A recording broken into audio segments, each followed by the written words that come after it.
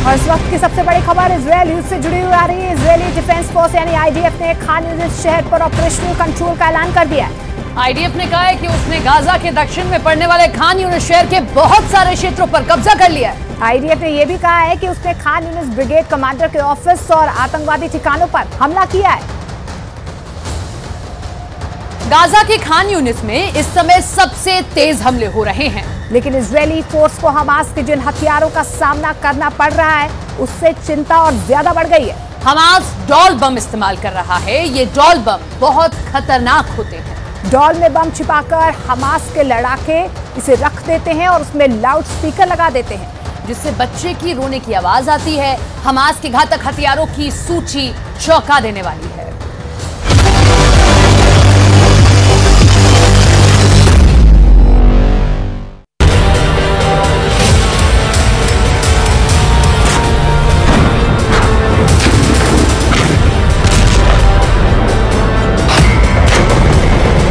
Doll बम,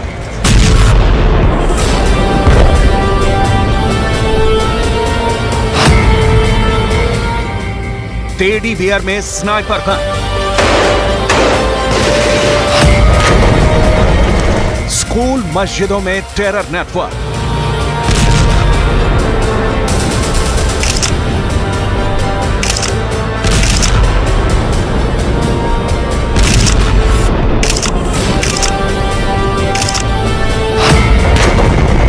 Hamas की खौफनाक साजिश।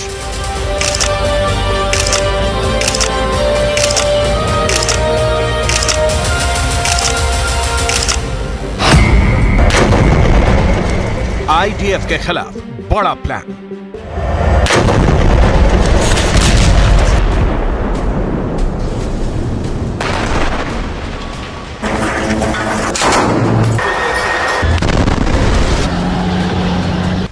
गाजा में हमास का रिएक्शन देख इजरायली सेना के होश उड़े हुए हैं।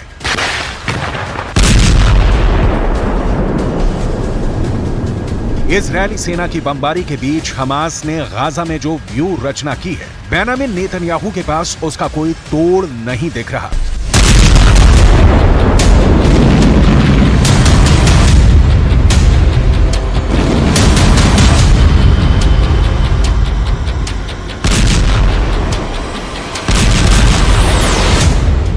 इजरायली सेना जिस ओर मूव कर रही है, हमास ने उस रास्ते में बम फिट कर दिया है।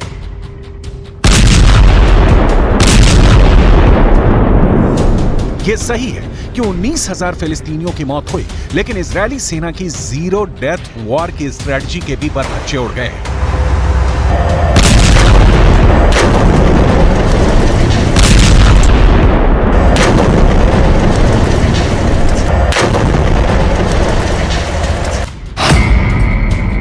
हमास के जबरदस्त प्रतिक्रिया की वजह से ही 27 अक्टूबर से, यानी जब से इजरायल ने गाजा में जमीनी हमले शुरू किए हैं, 121 इजरायली सैनिकों की मौत हो गई है। यह आंकड़ा हमास ने नहीं बल्कि इजरायली सेना ने ही जारी किया है।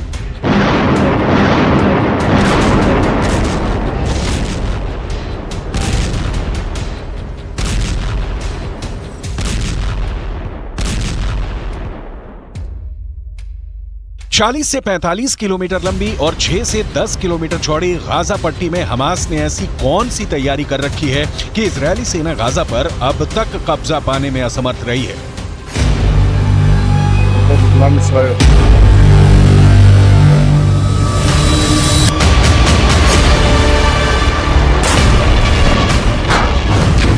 हमास ने ऐसे कौन से हथियार जुटा रखे हैं जिसका जवाब इजरायली सेना के पास नहीं है।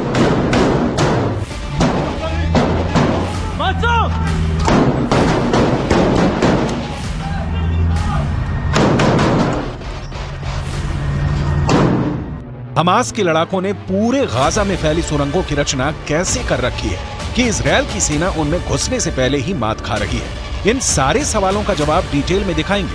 अभी हमास ने इजरायली सेना के खिलाफ जो चक्रव्यूह रचा है उसे देखिए।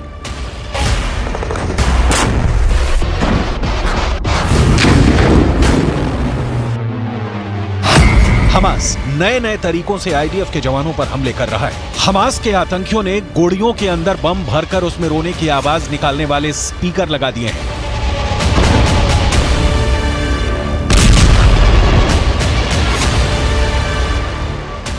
उनकी कोशिश थी कि इजरायली बंधकों की तलाश कर रहे आईडीएफ के जवान उसे बच्चों के रोने की आवाज समझेंगे। जैसे ही उनके पास आएंगे, बम के धमाके में मारे जाएंगे।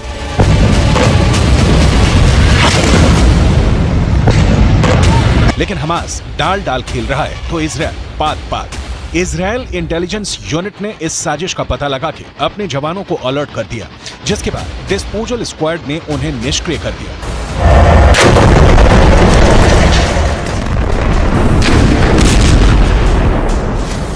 इजरायली सेना ने दावा किया है कि हमास गुड़ियों और बच्चों के बैकपैक्स को जानबूझकर एक सुरंग शॉट के पास रखा था, जो एक बड़े टनल नेटवर्क से जुड़ा हुआ था।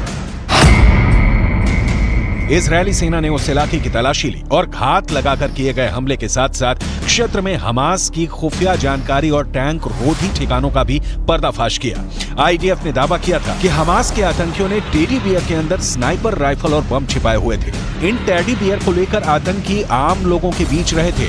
इसके अलावा गाजा के कई स्कूलों और मस्जिदों के नीचे टनल नेटवर्क भी मिला है। इसके जरिए आतंकवादी सुरक्षित आवाजाही करते। इतना ही नहीं, हमास ने इजरायली सेना की नजर से बचाने के लिए स्कूल में हथियारों का गोदाम बना रखा था।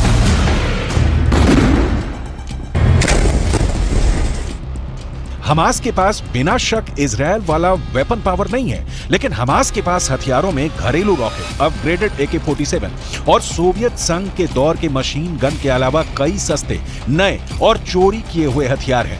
कई ऐसे एडवांस्ड हथियार भी मिले हैं जिनकी सप्लाई ईरान ने की, तो कुछ ऐसे हैं जिनका निर्माण उत्तर कोरिया में किया गया। ये जानना भी बेहद दिलचस्प है कि हमास की पसंदीदा राइफल कौन सी है। सोवियत दौर में निर्मित 7.62 मिलीमीटर कैलिबर वाली AK-47 असॉल्ट राइफल हमास का सबसे पसंदीदा हथियार है। आतंकी इसकी मदद से कई राउंड तक गोलियों की बौछार करते हैं। इसके अलावा SVD, ड्रैगुनो, क्रूज semi automatic 7.62 millimetre calibre sniper rifle का इस्तेमाल हमास 20 किलोमीटर दूर से हमला करने के लिए कर रहा है। हमास के ट्रक भारी machine gun M2 browning HMG से लैस हैं। ये पैदल सेना हल्के बख्तरबंद वाहनों और कम उड़ान वाले विमानों को आसानी से निशाना बना सकते हैं। ये समझना बहुत जरूरी है, हमास जैसे संगठनों के पास जो भी हथियार हैं वो या तो ईरान से आए हैं या हमास ने स्मगलिंग से उसे मंगाया है या सोवियत दौर के हैं। इन हथियारों से हमास इजरायल को नुकसान तो पहुंचा रहा है। 9 किलो वाला RPG-7 rocket propelled grenade launcher Hamas का फेवरेट है। ये काफी सस्ता और उपयोग में आसान है। सोवियत संघ का बना यह हथियार कंधे पर रहता है और एक ट्यूब से रॉकेट दागता है। ये रॉकेट आसानी से 200 से 700 मीटर की दूरी पर मौजूद टैंकों को आसानी से तबाह कर सकता है।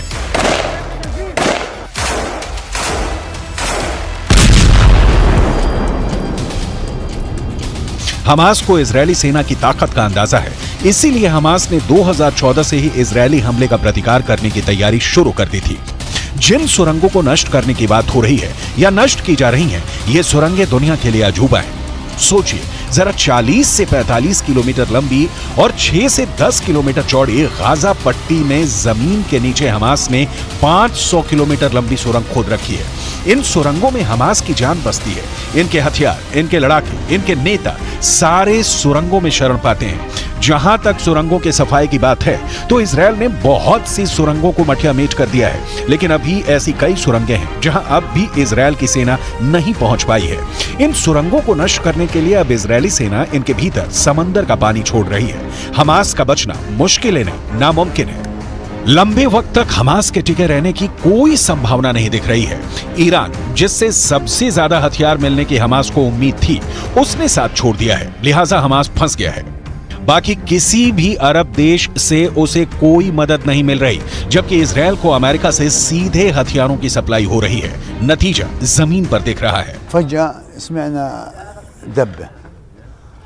لما سمعنا الدب طلعنا برا نشوف ايش اللي صار، لقينا دار جيراننا المسلمي انقصفت على الطابق الرابع، وفي طبعا شهداء وفي جرحى وفي واحد شهيد لسه من امبارح لقيت طلوع। इजरायल की ओर से ताबड़तोड़ हवाई हमलों ने गाजा के कई शहरों को खंडहर में तब्दील कर दिया है।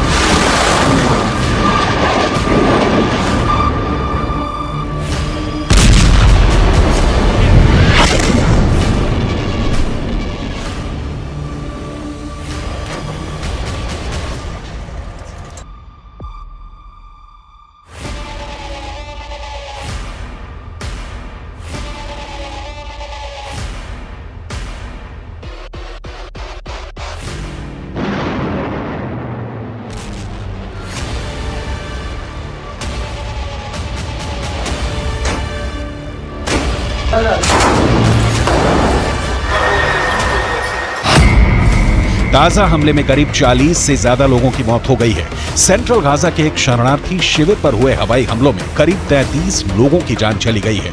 इनमें 14 महिलाएं और 4 बच्चे शामिल थे। रफा शहर में हवाई हमलों में करीब 8 लोगों की मौत हो गई है।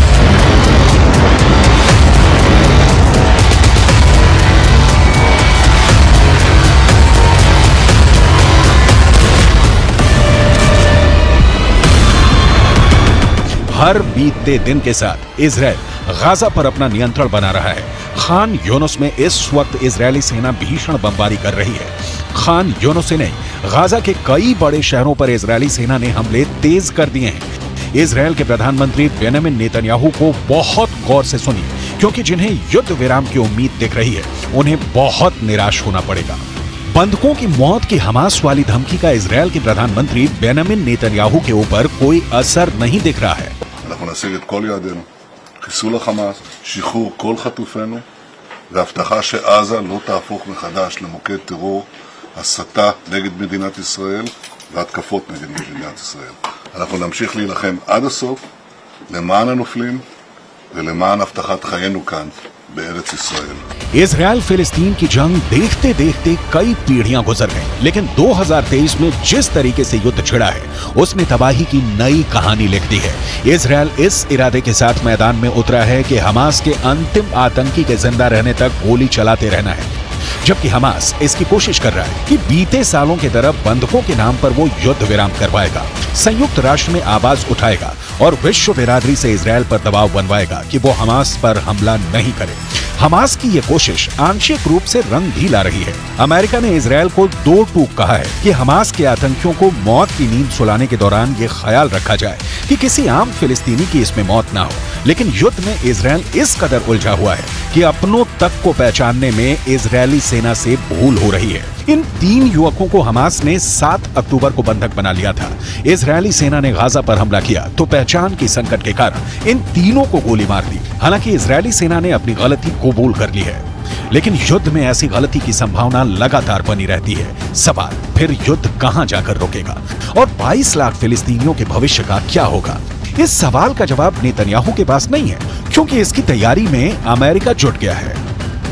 जो बाइडेन का कहना है कि वो एक नई फिलिस्तीनी प्राधिकरण देखना चाहते हैं, जिसे महमूद अब्बास 2005 से चला रहे हैं। बाइडेन चाहते हैं कि संघर्ष समाप्त होने के बाद नई फिलिस्तीनी प्राधिकरण गाजा में कार्यभार संभाले।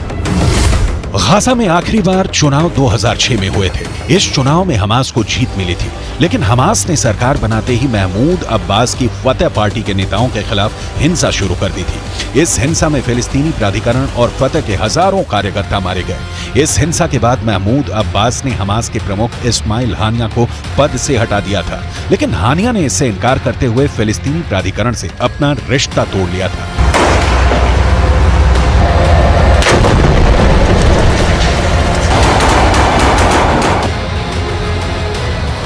गाजा का क्या होगा, ये तभी तय होगा जब युद्ध समाप्त होगा या युद्ध विराम होगा, और ये दोनों सूरतें फिलहाल तो कम से कम नहीं दिख रही हैं। हाँ, एक बात जो अब तक युद्ध के दौरान देखी गई वो ये कि अरब वर्ल्ड का कोई भी देश हो हमास के साथ जमीन पर युद्ध लड़ने के लिए तैयार नहीं है, ना ही खुलकर मदद देने के लिए राजी है।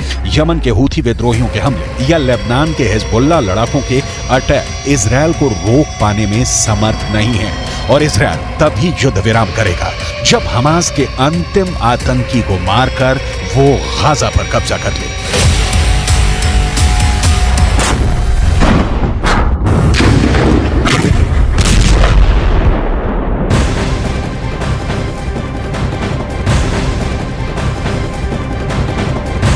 और ईरान से बड़ी खबर आ रही है। ईरान ने अमेरिका और इजरायल को एक नई धमकी दे दी है। ईरान की सेना की ब्रांच IRGC के हेड ने अमेरिका को अफगानिस्तान की याद दिलाई है। ईरान के मेजर जनरल हुसैन सलामी ने एक तरह से कह दिया है कि गाजा में इजरायल का वही हाल होगा जो अमेरिका का अफगानिस्तान में हुआ है। ईरान इस वक्त बहुत ज्यादा आक्रामक है। ईरान के मेजर जनरल हुसैन सलामी ने साफ कहा है कि अमेरिका इजरायल को चाहे जितना पैसा और हथियार दे, गाजा की जंग वो नहीं जीत पाएगा। इसी वजह से अमेरिका पश्चिम एशिया से अपना बोरिया बिस्तर अब समेट रहा है।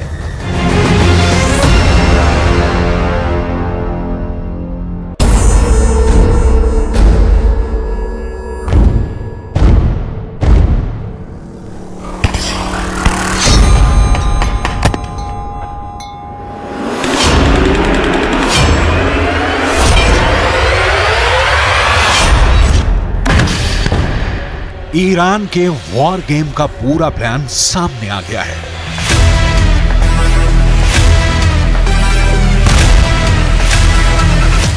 युद्ध के 70 दिन बाद पता चल गया है कि खुद ईरान ने इजरायल और अमेरिका के खिलाफ अपनी रणनीति से पर्दा उठाया है।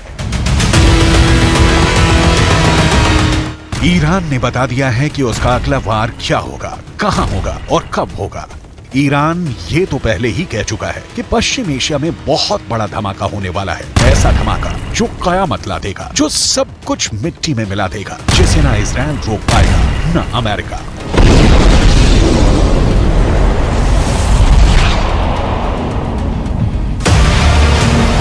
पर अब ईरान ने जो कहा है उसने अमेरिका और इजरायल की सांस हलक मिला दी है। ईरान की सेना की ब्रांच IRGC यानी इस्लामिक रिवॉल्यूशनरी गार्ड कोर के प्रमुख ने पूरी दुनिया के सामने सीना ठोक कर साफ साफ कहा है कि गाजा की लड़ाई तो बहुत छोटी है। ईरान का मकसद इजरायल को बहुत बड़ी जंग में घसीटने का है, इतनी बड़ी और पेचीदा जंग जिससे इजरायल और उसका दोस्त अमेरिका जितना बाहर निकलने की कोशिश करें उतना ही दलदल की तरफ फंसते चले जाएं।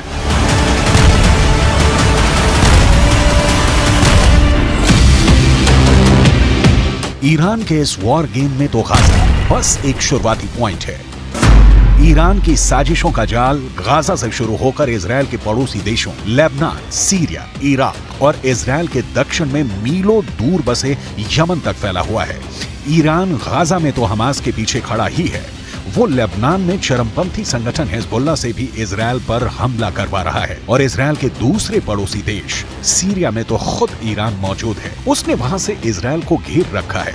सीरिया और इजरायल के बीच भी आए दिन हवाई हमलों की खबरें आ रही हैं और कुछ वक्त पहले इस लड़ाई में ताजा एंट्री हुई है यमन के हूथी विद्रोहियों की। अमेरिका ने अपने एयरक्राफ्ट कैरियर, लड़ाकू विमान और मिसाइल डिफेंस सिस्टम पश्चिम एशिया में तैनात किए तो ईरान ने यमन में अपने समर्थन वाले हूथी विद्रोहियों को इजरायल के पीछे छोड़ दिया।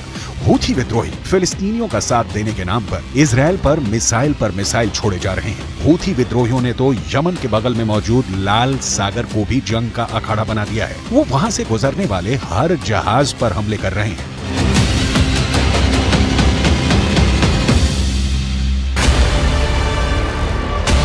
हूथी विद्रोहियों ने कसम खाई है कि जब तक इजरायल गाजा में शांत नहीं होगा तब तक लाल सागर से उसका एक जहाज नहीं निकलेगा। हूथी लड़ाके लाल सागर में इतने हमले कर रहे हैं कि खौफ के मारे जहाज कंपनियों ने वो रूट पकड़ने से ही तौबा कर ली है। इस वजह से एशिया से यूरोप और यूरोप से एशिया जाने वाले पानी के जहाजों को पूरे के पूरे अफ्रीकी महाद्वीप का लंबा चौड़ा चक्कर लगाना पड़ रहा है, जिससे सफर महंगा हो रहा है और पूरी दुनिया पर उसका असर पड़ने लगा है। इसलिए अमेरिका और ब्रिटेन जैसे उसके दोस्तों को लाल सागर की पहरेदारी करनी पड़ रही है। हूथी विद्रोहियों से लड़ने के लिए उन्हें अपने जंगी जहाज समंदर में उतारने पड़े हैं और एक दिन पहले तो हूथी विद्रोहियों ने ड्रोन से ऐसे ताबड़तोड़ हमले किए कि अमेरिका और ब्रिटेन ने लाल सागर में 15 ड्रोन मार गिराए। तो क्या ईरान की चाल में फंस गए हैं अमेरिका और इजरायल? अमेरिका और इजरायल अपने ताकतवर हथियारों और पैसे के दम पर गाजा की जंग लड़ रहे हैं, मगर ईरान की IRGC के हेड मेजर जनरल हुसैन सलामी ने दो टूक कहा कि पश्चिम एशिया की जंग ना पैसों से जीती जा सकती है ना हथियारों से। उन्होंने अमेरिका पर बेहद तीखा वार किया और पूछा कि क्या अफगानिस्तान पर कब्जा अमेरिका को जीत दिला पाएगा? क्या अमेरिका इराक में टिक पाएगा? क्या अमेरिका सीरिया में जीत पाया या उसने वहां सिर्फ पैसा पानी की तरह बहाया? क्या अमेरिका करोड़ों डॉलर खर्च करके लेबनान या यमन में कुछ हासिल कर पाया या फिर उसे हार कर मैदान छोड़ना पड़ा? ईरान के मेजर जनरल ने अमेरिका पर जो सवाल उठाए वो अहम है। अफगानिस्तान उसका सबसे ताजा उदाहरण है। अमेरिका ने वहां 20 साल तक अपनी सबसे लंबी जंग लड़ी, मगर 2 दशकों में भी वो वहां से तालिबान का सफाया नहीं कर पाया। तो क्या ईरान अमेरिका के अफगानिस्तान वाली गलती को उसके और इजरायल के खिलाफ अपना हथियार बनाना चाहता है? क्या गाजा को इजरायल के लिए अफगानिस्तान बना देगा ईरान?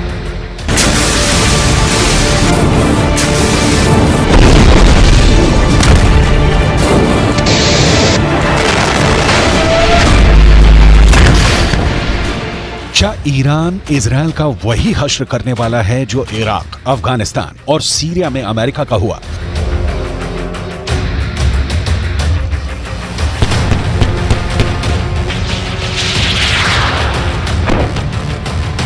ये सवाल इसलिए क्योंकि जिस दूसरे विश्व युद्ध के बाद अमेरिका सुपर पावर बनकर उभरा, उसके बाद वो मुश्किल से ही कोई अहम जंग जीता है। अमेरिका के साथ मुश्किल यह है कि वो एक साथ दुनिया के अलग अलग कोनों में कई मोर्चों पर लड़ रहा है।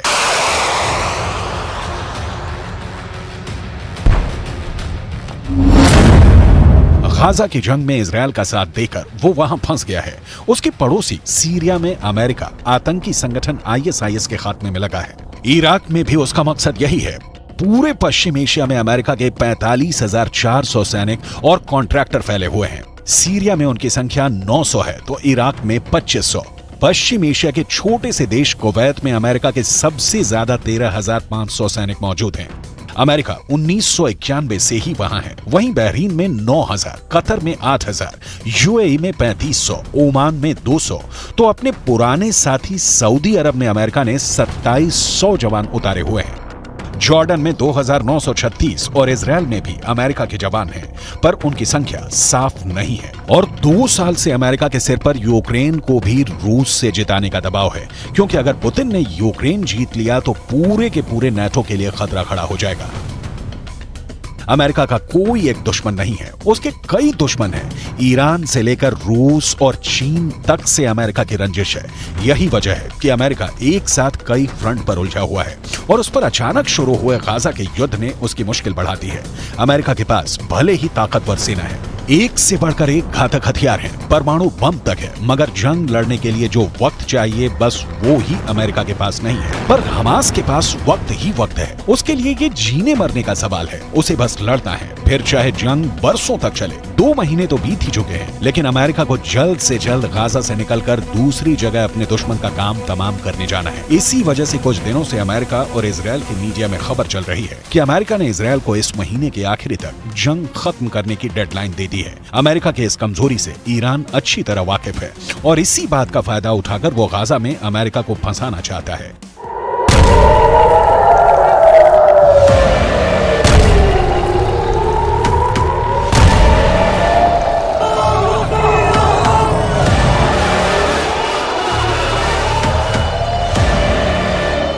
वो गाजा को अमेरिका और इजराइल के लिए अफगानिस्तान बनाना चाहता है। गाजा की जंग को लंबा खिंचवाकर वो अमेरिका और इजराइल को थकाना चाहता है।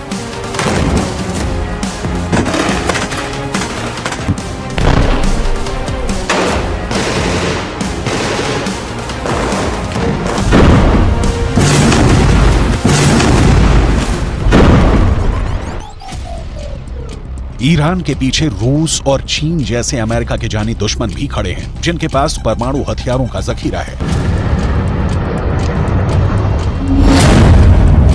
रूस के पास दुनिया में सबसे ज्यादा परमाणु बम है। उसके परमाणु बमों की संख्या 5,889 है। यह आंकड़ा अमेरिका के परमाणु हथियारों से भी ज्यादा है। अमेरिका के पास 5,224 परमाणु बम है और उसके साथ ही इजराइल के पास महज 90। वहीं रूस के साथ ही चीन के पास 410 परमाणु बम है और संयुक्त राष्ट्र की न्यूक्लियर एजेंसी IAEA आशंका जता चुकी है कि ईरान इतना यूरेनियम जुटा चुका है कि सिर्फ 12 दिन में परमाणु बम बना सकता है।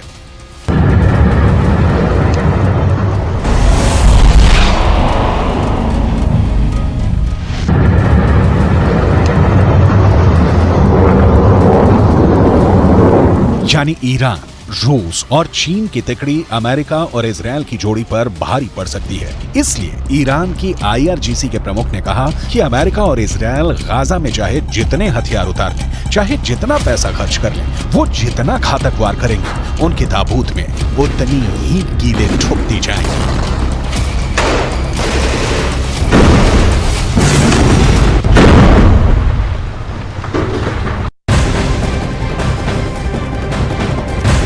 प्रधानमंत्री नरेंद्र मोदी कल यानी सोमवार को अपने संसदीय क्षेत्र वाराणसी में रहेंगे और कल वो वाराणसी को एक और वंदे भारत की सौगात देने वाले। वंदे भारत की ये ट्रेन वाराणसी से नई दिल्ली के बीच चलाई जाएगी। हालांकि अभी इसके स्केड्यूल को लेकर कोई ऐलान फिलहाल नहीं किया गया।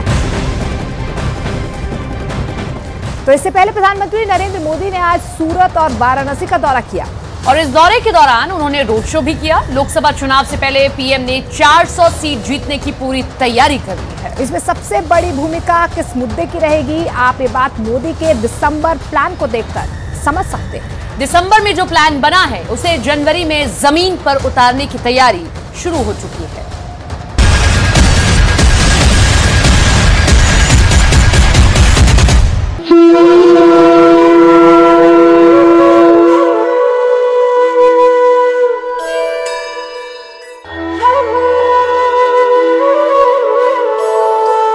पौष मास शुक्ल पक्ष द्वादशी तिथि सोमवार यानी 22 जनवरी 2024। ये तारीख नोट कर लीजिए, ये वही तारीख है जब श्री राम लला की श्री राम जन्मभूमि मंदिर के गर्भगृह में प्राण प्रतिष्ठा की जाएगी। भय प्रगट कृपाला दीन दयाला कौशल्या हितकारी। हमें सौभाग्य मिला है कि हम भगवान राम का भव्यतम मंदिर बनता देख पा रहे हैं। सगुन हो ही सुंदर सकल मन प्रसन्न सबके प्रभु आगमन जनाओ जनु नगर रम्य चाहूं फिर। अयोध्या में श्री राम लला की प्राण प्रतिष्ठा होने जा रही है। ये हिंदू धर्म के लिए एक बहुत बड़ा अवसर है। ये भारत के इतिहास में एक बहुत बड़ा पल है और ये भारत की राजनीति में भी एक बहुत ही महत्वपूर्ण घटना है। 3 राज्यों में और खासकर हिंदी पट्टी के इलाके में बीजेपी की धुआंधार शानदार विजय के बाद मोदी के ब्रांड और हिंदुत्व की विचारधारा के विजय पताका पूरे भारत में जोर शोर से लहरा रही है। और बीजेपी के लिए इस सकारात्मक माहौल के बीच में श्री राम मंदिर निर्माण के पूरा होने और श्री राम लला की प्राण प्रतिष्ठा की घड़ी भी नजदीक आ रही है। बीजेपी खुद को श्री राम जन्मभूमि आंदोलन की विरासत की हकदार मानती है। आडवाणी की रथ यात्रा से लेकर प्रधानमंत्री मोदी के द्वारा राम जन्मभूमि के शिलान्यास तक और श्री राम मंदिर आंदोलन के दौर में आडवाणी के राम रथ के सारथी से लेकर अयोध्या के नवनिर्माण और राम मंदिर में हुई पहली आरती तक प्रधानमंत्री मोदी का रोल पूरी दुनिया जानती है। ऐसे में सबसे बड़ा प्रश्न चिन्ह खड़ा हो गया है विपक्ष के उन बड़े बड़े नेताओं के सामने जिनको तय करना है कि वो 22 जनवरी को प्राण प्रतिष्ठा समारोह में आएंगे या नहीं। वैसे भगवान श्री राम के मंदिर में जाने के लिए किसी निमंत्रण की आवश्यकता नहीं होती है। बिना निमंत्रण के भी राम भक्त के रूप में कोई भी श्री राम मंदिर में दर्शन कर सकता है। लेकिन राहुल गांधी, ममता बनर्जी, शरद पवार, नीतीश कुमार और अखिलेश यादव के लिए राम मंदिर की प्राण प्रतिष्ठा का कार्यक्रम एक राजनीतिक संकट बनकर उभर सकता है। अयोध्या में हुए श्री राम महापर्व के कार्यक्रम में श्री राम जन्मभूमि तीर्थ क्षेत्र ट्रस्ट के महासचिव चंपत राय मौजूद थे और इसी कार्यक्रम में ही चंपत राय ने विस्तार से बताया कि श्री राम जन्मभूमि पर बने भव्य श्री राम मंदिर की प्राण प्रतिष्ठा का निमंत्रण किससे दिया गया है और